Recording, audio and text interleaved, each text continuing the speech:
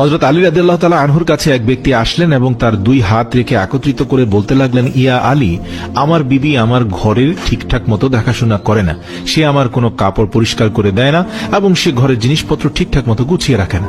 তাহলে কি তার সাথে আমি রাগ করব না? তাকে কিছু মারপিট করা উচিত না? এতটুকু বলার সঙ্গে সঙ্গে হযরত আলী রাদিয়াল্লাহু তাআলা আনহু বললেন, কে বলেছে তোমার বিবির উপর তোমার ঘরের কাজ করা ওয়াজিব রয়েছে?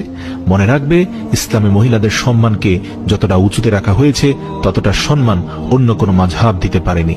আমি আল্লাহ রাসূলের কাছ থেকে শুনেছি, মহিলাদের সবচেয়ে বড় দায়িত্ব হলো সে যেন তার সন্তানকে ভালোভাবে মানুষ করে এবং সে তার সন্তানের দেখাশোনা করে।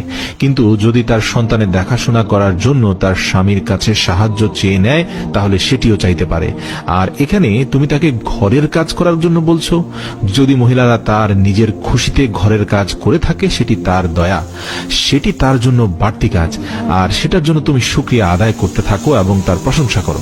আমি আল্লাহর রাসূলের মুখ থেকে শুনেছি, যে সময় মহিলারা নিজের ঘরের কাজ করে থাকে সে সময় আল্লাহ রাব্বুল আলামিন ফেরেশতাদেরকে পৃথিবীর মাটিতে নামিয়ে দেন আর বলেন, যতক্ষণ পর্যন্ত এই মহিলা তার স্বামীর ঘরের কাজ করতে থাকবে ততক্ষণ পর্যন্ত তুমি তার জন্য ইবাদত করতে থাকো, আমি এই সকল ইবাদত তার আমলনামায় যুক্ত করে দেব। সুবহানাল্লাহ।